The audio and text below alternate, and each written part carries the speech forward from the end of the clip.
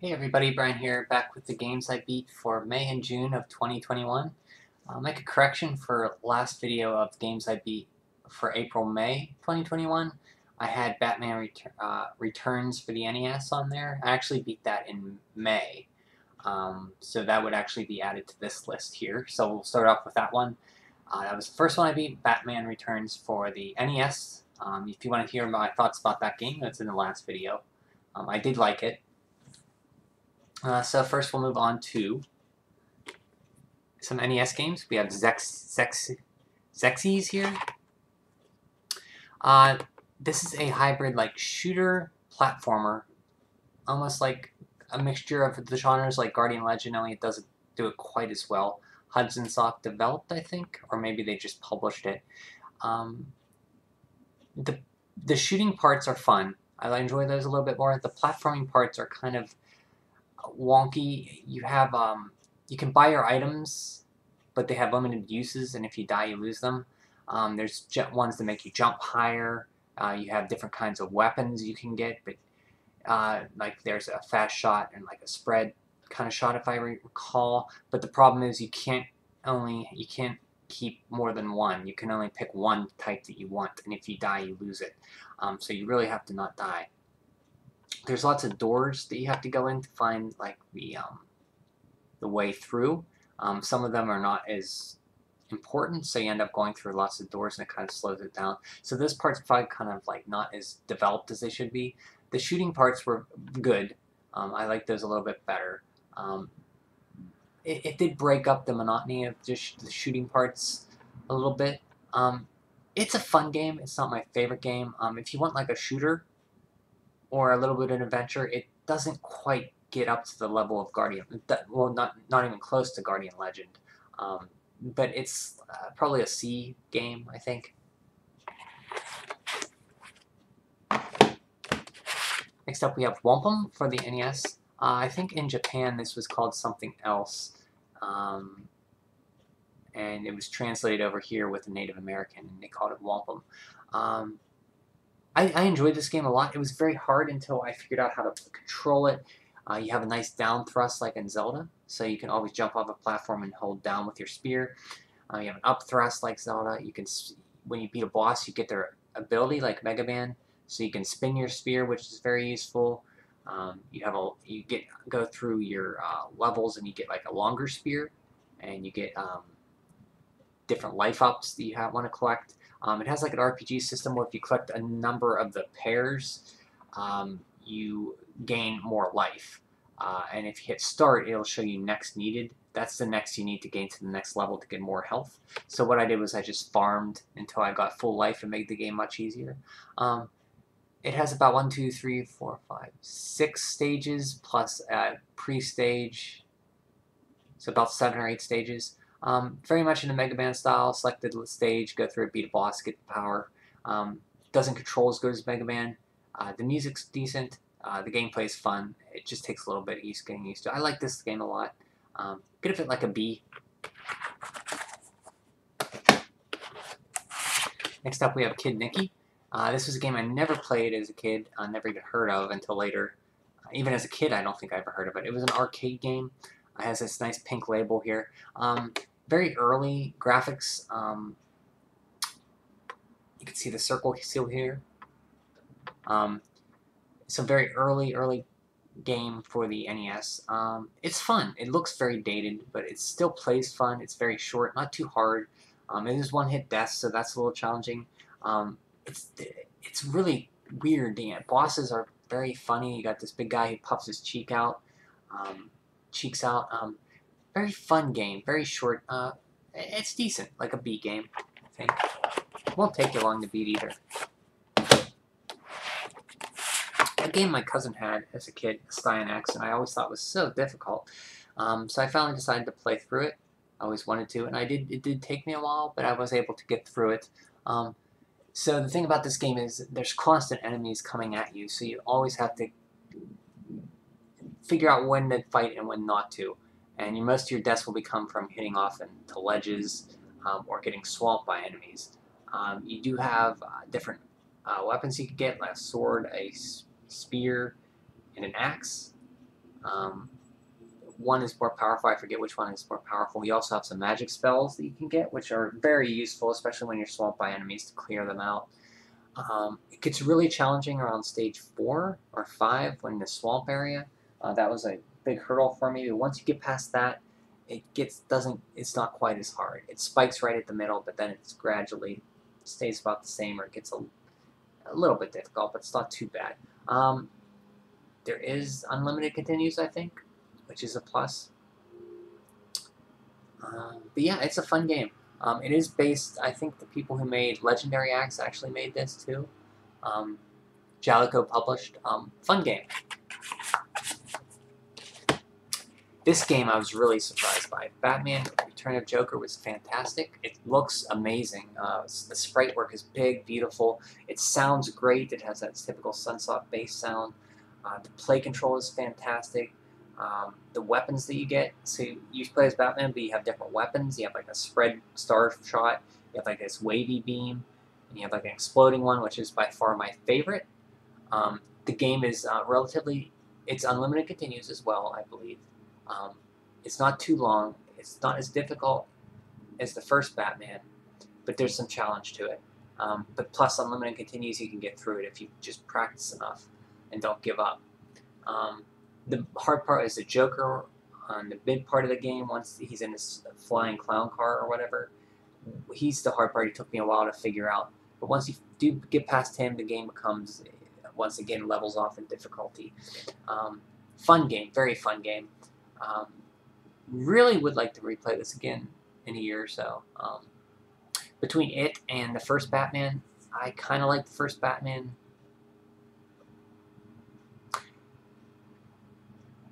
a little bit more, but I think the first Batman has a problem with the game's relatively easy until you get up to the stage before the Joker, when you have to climb that area, and it gets a little too.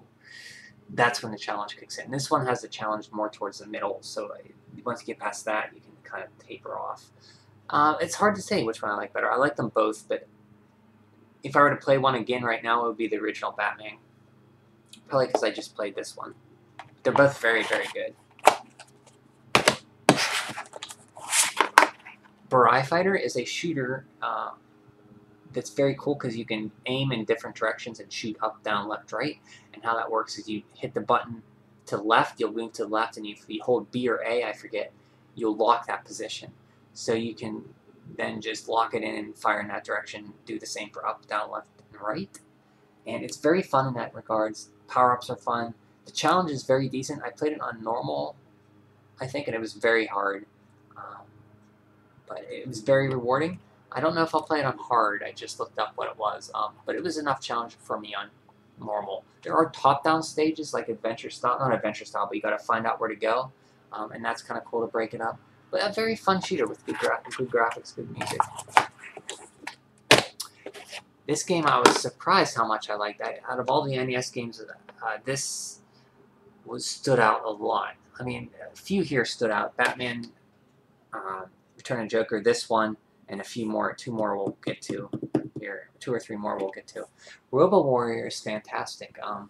At first when I played it, I thought, man, this is hard. This is totally hard.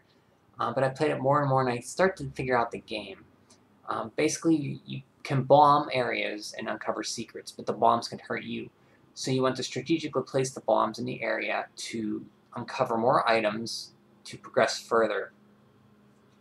And once you progress, you kind of, on some stages, you have to find a hidden crown to open the exit. So you have to find it by destroying the areas of the game, and they're always in the same spot, so they don't move around. You have a time limit. Your health slowly gets lower, so you have to hurry up, which normally I don't like, but the game was so fun that it didn't bother me, as much. The key to this game is finding the underground power-up stations. There's like caves like in Zelda where you blow up a bush or rock and underground you go into. These areas are littered with power-ups. You do need a candle to see, so you want to get a candle.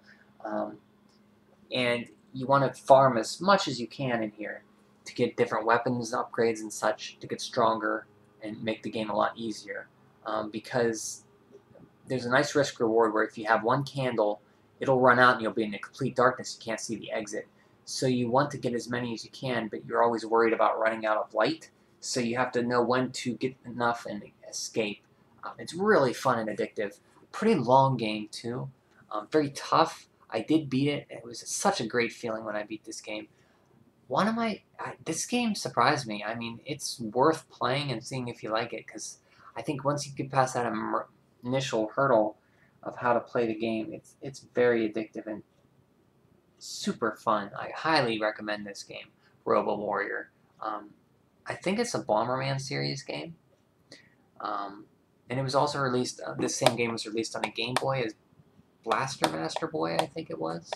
Could be mistaken, but very fun game. I love this game.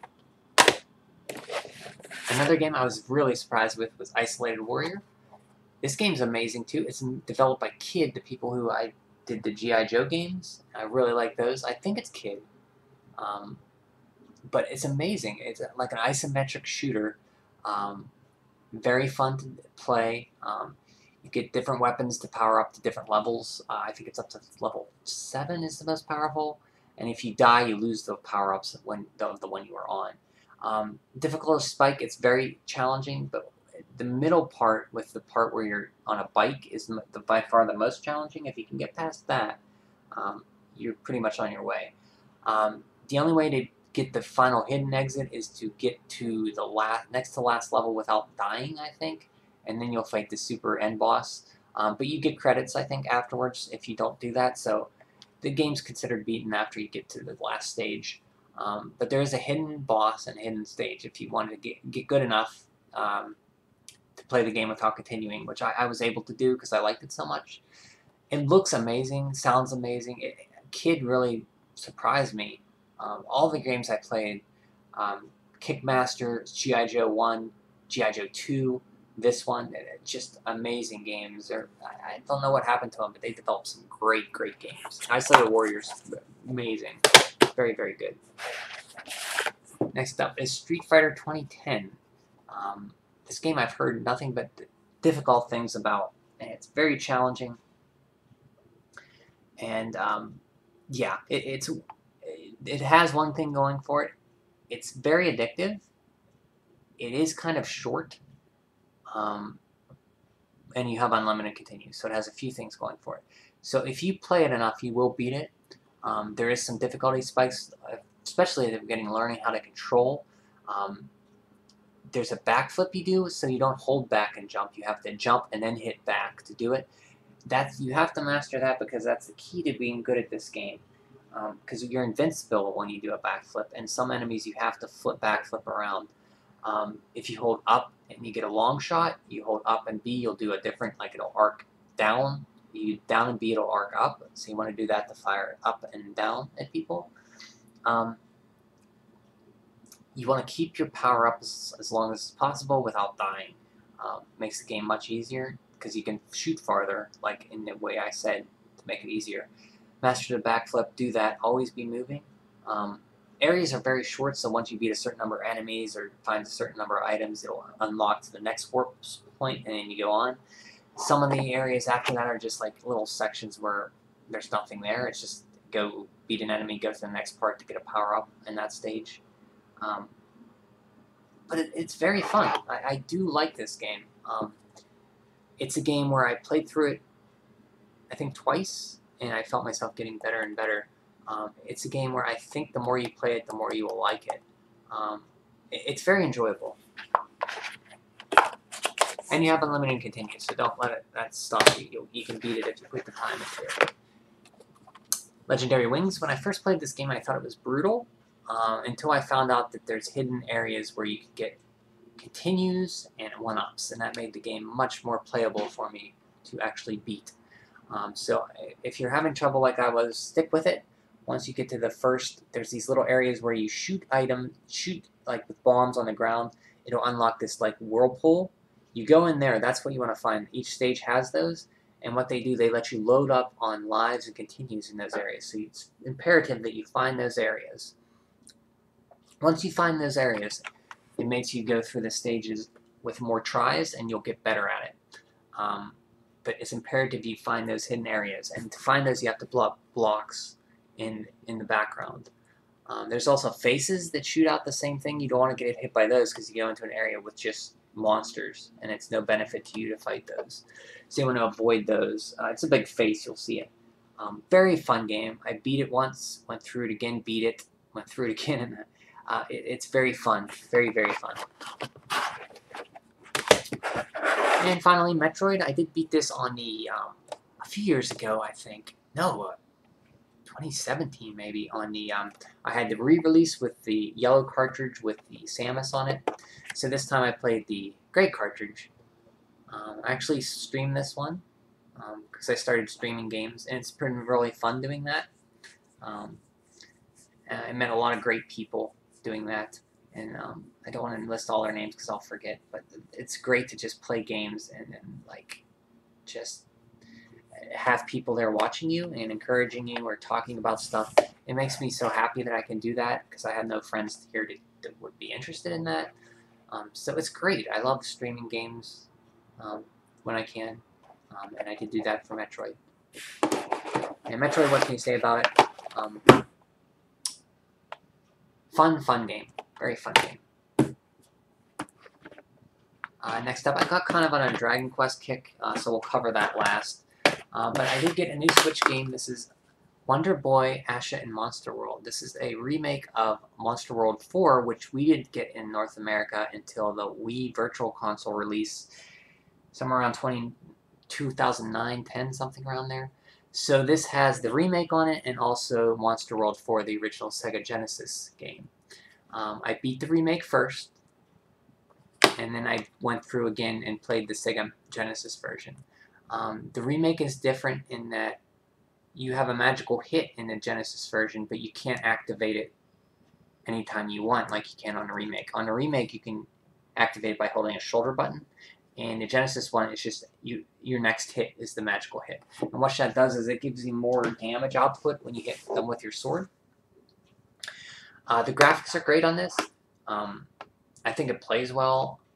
There is one point in the game where I think it drags a little bit, and that's the maze area where you have to find the statues and the ice pyramid. I do not like those levels. I think they kind of bring the game down for me. But other than that, I like this game a lot, except for those two levels, which is a big thing because that's like a lot of the game is those two levels. And caution that you can't backtrack and find certain missable items to a point. You lose your ability to do that. So to get 100% completion, you got to really know where these items are, because you can't at first, because you can't go back later and get them after a certain point. The soundtrack's great. It looks great. It was I think the guy who originally did the Monster Boy games came back to help the development of the remake, and it's fun. I liked it a lot. Next up, I got on a little bit of a Dragon Quest kick. I think I remember I wanted to play Dragon Quest V on the PS2, and I found on the internet somebody translated it a while ago, maybe 2007 or something, early 2000s anyway, and they had a patch for it. So if you're not familiar, Dragon Quest V for the PS2 only came out in Japan. We never got a release of it, but we did get a translation later, like I said. So I wanted to play that, so I had to look into EPSX, a PlayStation 2 emulator. I looked into that and I started playing it, and I got up to the first hour or two of the game when you're with your dad and your dad gets sick and you're with Bianca and you go on an adventure. So I picked up where I left off on that save, and I decided that I wanted to stream it. So this was the first game I streamed on YouTube, and that's Dragon Quest V for the PS2. I streamed on emulation, and I liked it so much that I actually bought the Japanese copy here. I can't understand what it says, but I wanted to have a physical copy of it. And it actually comes with a demo of Dragon Quest VIII, I think, on it, which is kind of cool. This is the only Japanese import game I have, but I love Dragon Quest so much I wanted to get it. See the manual there. Wish I could read what it said, but I love this game. I love Dragon Quest V. I played it twice on the DS. On the PS2 version is just as fantastic. This was my third playthrough of Dragon Quest V. This time I married Bianca. So that's I married Deborah first on the DS, then I married Nira on the DS, then I married Bianca this time. Yeah, it's a great game. Fantastic game. This time I used Tuppence as my party, who's a soldier you can get in Grandvania, or Gotha, I think. I think it's Gotha. And he joins you. He's more of like a paladin soldier, kind of like Christo. He really good character. Yeah, and this has Sancho in it, one of my favorite Dragon Quest characters, Sancho. The story is amazing in this game. I'm not big on monster training myself, so I just use whoever I have. But this was the first game to do monster training before Pokemon. Amazing game. Dragon Quest V is amazing. Next up, I played in stream on my YouTube Dragon Warrior 3 again. Played through this not too long ago on the Switch, and I played it again on the NES again. Love this game. The first of the Erdrick trilogy on NES. Love the cover art. The cover art as a kid, I always loved with the mystical like spear of light there, and Erdrick's sword right there. Amazing game. What can you say about Dragon Warrior 3? It's one of the most influential RPGs of all time. Followed up and perfected what they've tried to do with the first two Dragon Warrior games. Just an amazing game. After that, in the chronology comes Dragon Warrior. This game's very special to me. I only beat it once on the NES, so I wanted to beat it again. The one time I beat it, I was a little kid, maybe 10, 11, and I beat it again on a Game Boy Color and on the Switch, and I wanted to beat it this time on the NES. And it's a very simple game, but that's to its credit. There's not a lot to do. There's one main quest, but how you do it, you gotta find clues in towns. You basically have to keep yourself equipped, so it's basically you gotta make sure your items and equipment are in check so you can progress and get stronger. The level cap is only like level 30, I think, but at level 20 you're pretty much ready to beat the final boss. The music's great. It's just a fun game to play and relax to and grind and get stronger. Next up is Dragon Warrior 2, and this game I did beat on the NES. I never had it as a kid, but I beat it a few years ago on the NES and on a Game Boy Color. I wanted to play the NES version again. The game is fun. The more I play it, the more I like it. It's not a bad game, it's just very poorly designed and play-tested near the end of the game when you get to a certain cave, and it's just random if you're going to survive that cave because the enemies can group it. Attack first and just wipe you out. No matter what your level is, they can do that with sacrifice and just wipe you out. The Silver Pithecuses in that cave can do sacrifice when they're about dead and kill all your party members. It happens. There's 4 green dragons that can appear and just wreck you. Once you get past that part, you have to get to there's a shrine with free heals and free revives, so it's not that bad once you make it through that part. You still have to grind up quite a few levels to go to Hargon's castle and beat the end game. Once you get the ship, the game opens up tremendously, which I like.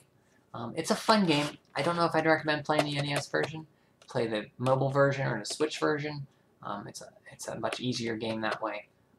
Dragon Warrior 2 is a very open, fun game that improves on Dragon Warrior. It's just you're going to be lost a lot more, and there's a little difficulty spike in randomness near the end. The Cave de Rhone is one of them. I hate that cave so much. There's pitfalls that you can fall in, and they don't. If you fall in one pitfall, you go back to the same level with that pitfall. It's not uncovered, so you have to memorize or map out where these pitfalls are. In the phone ports or the Switch version, they actually, whatever pitfall you triggered will be uncovered, so you don't have to worry about it again. You can see it. So yeah, that's Dragon Warrior 2.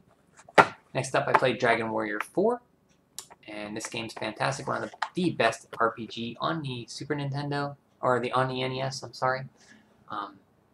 Amazing game, broken up into 6 chapters, or 5 chapters. First one, you play as Ragnar, a soldier trying to find the missing children. He eventually sets off after that, given his blessing by the king to find the legendary hero and protect him. Next chapter, you play as Elena, a princess or Tsarina of Semenosa, or Zamnovska, or something, a Russian kingdom-like. She's kind of rebellious. She wants to go out on her own, fight, and get stronger, so she kicks down a wall. They have to repair it and tell her no, but she escapes anyway, and they finally say, okay, fine, go. So her friends, her tutor, Bray, a wizard, an old wizard, comes with her, and Christo, her retainer or protector, who has a crush on her, but you don't pick that up on the NES version because there's no party talk. Next chapter is Talon the Merchant. You're basically a merchant, everyday guy in a town, and you are trying to get money and get your own shop to provide for your family and improve your life. So you have a job, you go to it every day, your wife packs you a lunch, you can do that as long as you want, and then you kind of gain money to get your own shop and build a passage east. And once you do that, you can go there, and your next chapter goes on to Nara and Mara, a fortune teller and a dancer from a town whose their father was killed by